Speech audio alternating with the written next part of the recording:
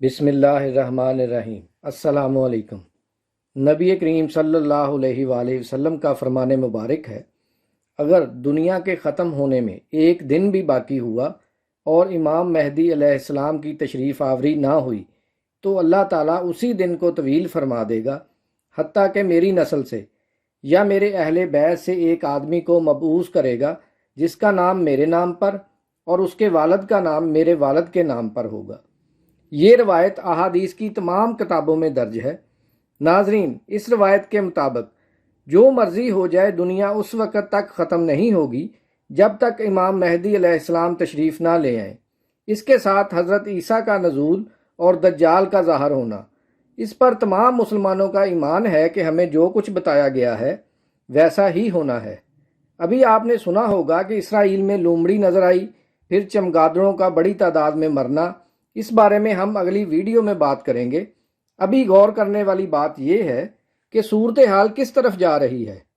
آپ نعمت شاہ ولی اللہ کی پیشین لے لیں یا پھر پیر پنجر سرکار کی، ایک بات صاف پتہ چلتی ہے کہ اس کا آغاز پاکستان اور انڈیا کی جنگ سے ہوگا، یعنی غزوہ ہند سے، جس میں جیت کی بشارت 1400 سال پہلے دے دی گئی ہے۔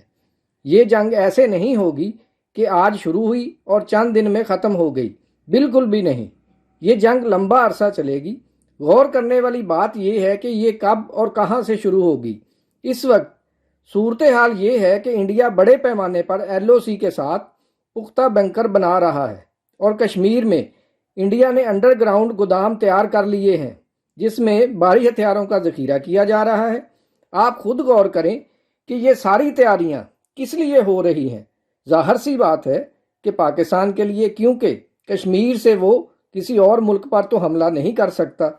ناظرین، آپ ایک بات نوٹ کر لیں کہ یہ جنگ کب شروع ہوگی یہ تو آنے والا وقت ہی بتائے گا، لیکن اس کی شروعات کشمیر سیکٹر سے ہی ہوں گی۔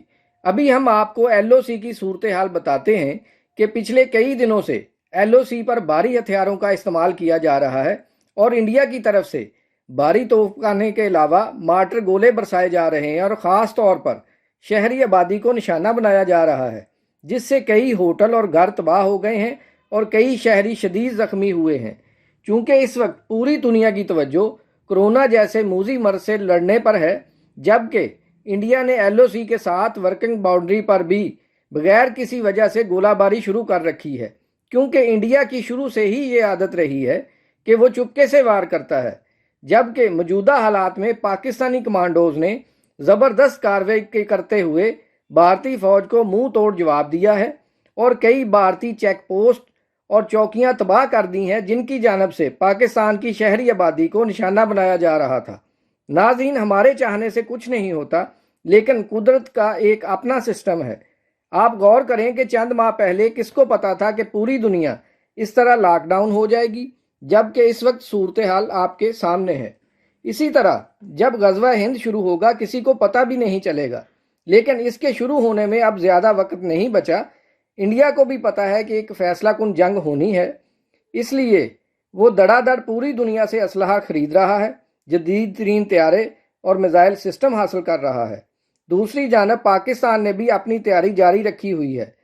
پاکستان کا اپنا تیار کردہ میزائل سسٹم دنیا کا بہترین میزائل سسٹم ہے اور پوری انڈیا کو نشانہ بنانے کی صلاحیت رکھتا ہے۔